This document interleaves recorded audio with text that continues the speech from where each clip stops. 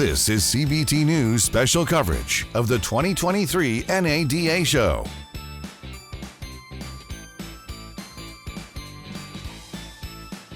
Thank you so much for taking the time out of your busy schedule. I was by your booth and dealers all over the place, people all over the place. So how's the show going?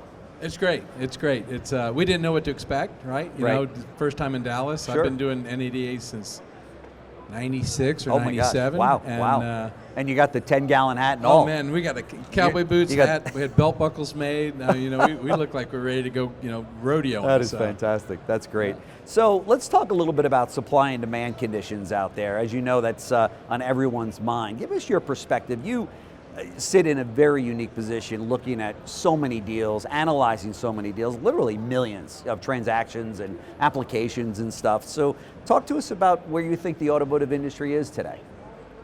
It's in a little bit of a state of flux, right? I think we're getting ready to enter an era of some super complex transactions. Okay. You know, when supply was really tight, big transactions, lots of long terms, high rates, all that stuff. Right. And now supply is coming in, which is obviously going to impact used car values and everything. And it's going to be very interesting. I think the most complex era of automotive is in the next 18 months ahead of us. So. Yeah, for sure. You know, one of the things that we saw going into COVID was right before COVID, leasing rates were 30% or greater. Some areas much higher, some as high as 70 or 80%. But we have not seen that in the last number of years. With the cost of these cars and affordability hitting all-time highs, is leasing going to come back in? Yeah, but I don't think that's the driver. Okay. I think that, when COVID hit, you're right, leasing was pretty high. Yeah. And leasing remained pretty high until supply dried up. Okay. And when supply dried up, the dealers were kind of in the catbird seat as far as how they dictated how the transactions unfolded. Sure. So there was a whole lot of very high profit transactions, long-term finance with lots of reserve, and leasing pretty much stopped. Right. And as inventory is starting to come back, we're seeing a lot of lease subvention programs and a lot of focus from lending institutions on leasing hit the market. Right. But we're running into a scenario where we're going to be dealing with some massive negative equities here very soon. This is true. This is very true. And your options are what? Put a customer in an 8 or 9 year finance and never ever see him again. Right. Or put them in a 3-year lease, absorb the negative equity. Their payments are going to be high, but they're going to be high for maybe 3 years, and then they get a clean slate and they can start with 3 years down the road. That's right. Yeah. What are dealers going to do when that car rolls back in from 2020 or 2021 on a trade-in basis, and they, the people paid over sticker price, the used car values aren't what they were, 3 years ago? That's going to be a tough one, isn't it?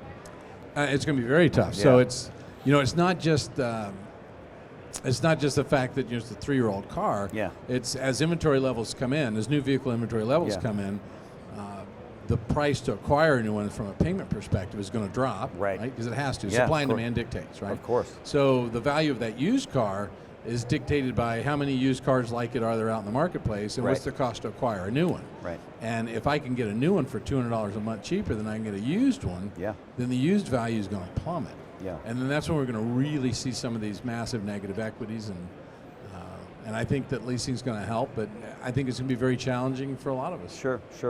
Your predictions a few months ago, were actually spot on. So from your perspective, what should dealers focus on now that leasing is expected to become more important in 2023?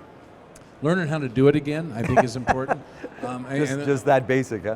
Well, I think the last 18 months have been very different. Right? So it reminds me a little bit of BMWs and Hondas in the early 90s, right? Yeah, right. Are you buying or what? Right. I know, the person behind you is buying a car. And usually it was right off a list, an inventory list. Yeah, This is what we got coming in.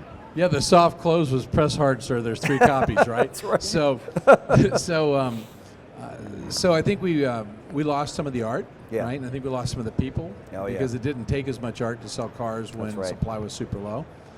So I think that's one thing to focus on. I think that focusing on getting it right further upstream is going to be important too. Having a big disconnect between digital retail and what goes on in your dealership, those days they need to go away because it's not good for the environment. Right. So And I think focusing on understanding the long-term impacts of the way transactions are written for your dealership and for the ecosystem, I think is real important, because the transactions that have happened in the last 18 months look great on a balance sheet, right? But there's a price to pay, and that price is going to be very expensive. Yeah. And we're going to see those checks coming in, right, or the bills for those prices coming in here in the next 18 months. That's right. Yeah, there's no question about it. Have we seen a dip in, or I should say, an increase in delinquencies among some of the finance companies out there? So repossession rates in the prime segment doubled for the first time in history. Okay. Right? They're up in every segment. At historic highs as far as an increase is concerned. Wow. I've got, we work with a bunch of lending institutions from an analytics space. Yeah. And so we've got a lot of friends in that space, sure. and they're very, very concerned. We've got a friend of mine who's in the towing business, and he's got contracts with a lot of the big banks. Yeah. And several of the big banks are asking him to buy 8, 10, 15, 20 additional tow trucks, and these things are $200,000-$300,000 a whack. Wow. Because they're expecting that their repossession rates are going to go up that much. And he's like, what do I do, right? This is millions of dollars that I've got to buy in order to fulfill my obligations. So the ripple effect of all this stuff that's happened goes way far beyond what we see here, because it touches so many other places. Yeah, that's a good point. I didn't even think about that. Yeah, it's crazy. So what about, we're seeing these loan terms reaching crazy numbers. 72, 84 months is it's almost standard now. I mean, I don't want to say it's standard, but it's much more commonplace. 84 months on a vehicle is crazy. Now, the price of cars and affordability is dictating the fact that dealers have to come up with an alternative, right? When you present a $68,000 F-150, the customer says, okay, great, but how am I going to pay for it? Oh, guess what? 84-month financing. What do you think about that for the industry? Well, the first question is, where can you find a $64,000 F-150 now? Because that's right. I'm not so sure you can touch one for that price. I know. So true. It's my opinion is probably not the most popular on that. I think, and we're seeing 96-month programs now too, 96. Right? So there you go. I think 84, 96-month programs are terrible long term for the industry. I think they're horrible for the customer relationship. Right. I know. You need to put a customer in a car that's going to be out of warranty for 3/4 of its term, or way more than half of its term. Yeah. You're not even building any equity in the first 2 years. Or 3 or 4. Or 3 or 4, Depends on how much the rates mark up. Yeah, that's exactly right. So, it's troubling. It's scary, right? Yeah. And I wrote this article. I think you commented on it about physics, right? Newton's third law: for every action, there's an opposite and equal reaction. That's right. And all these things are actions, right? And every single one of them has an opposite and equal reaction. That's right. It's just not always immediate or apparent. Yeah. And we're starting to see them. Yeah. And the complexity levels starting to increase, and we're just barely getting into it. It's going to get really hard to do it right. Right. And I think, focusing on what the customer of 12 to 18 months from now is going to look like, I think is going to be very beneficial for the dealers who are willing to make that investment in time now. Right. Because there's going to be a ton of challenges. Yeah. There's always going to be a lot of opportunities. That's right. And we'll see. Well, one thing we know for sure, customers enjoy the fact that they can do so much more of the sales process online now, right? I mean, they pick up their phone, they go to their tablet, their desktop, whatever it might be. They can go almost all the way through the entire process, right? Talk to us about the importance of dealers being able to offer that. Yeah, I think it's paramount, right? Yeah. COVID's been over-talked and overplayed and over and over and over, and it wrecked the world, but it really accelerated the auto industry to catch up with consumer demand, right? Because consumers, we get the smiley face Amazon box shows up at least once a day at my house because my wife is a professional Amazoner, right? An Amazoner. Amazoner, right? I mean, I had no idea. I think she's going to get sponsored with Amazon stickers on her, right? But it simplified life, right? And it changed the way that we interact, right? Yeah. Amazon, eBay, you can get food delivered, all this stuff, right? And the convenience has also made us impatient, right? But it's also really increased our expectations of what a transaction should look like. So COVID really accelerated the way we had to do it. And then there's been this big disconnect, between kind of the traditional digital retailing plays versus the ones that are more modern, right?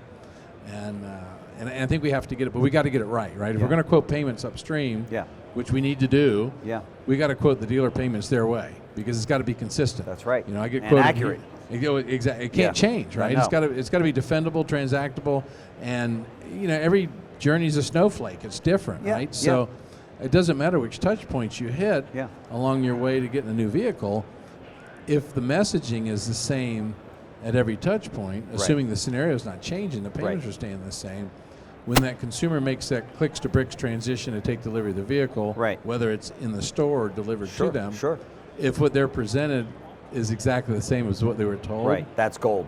That's gold, and they love you. That's right. And if it's different, they hate you. There's no in between. That's right. I know. And it doesn't have to be different by much.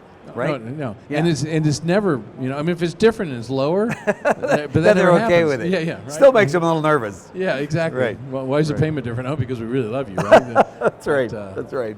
No question about it. Rusty West, President and CEO of MarketScan. Man, I really appreciate you coming by. I appreciate our friendship. Best of luck to you, and hopefully we can do a follow-up to see how things are coming along. Yeah, hey, I'm coming to Atlanta because I love going to the studio. I want you in the studio. That'd be great. It's so much fun doing these in person, so thanks for having me. Thank you.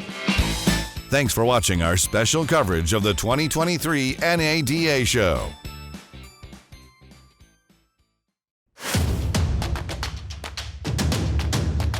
Join the #1 most watched newscast in the automotive industry. CBT News, 10 years strong. Subscribe today.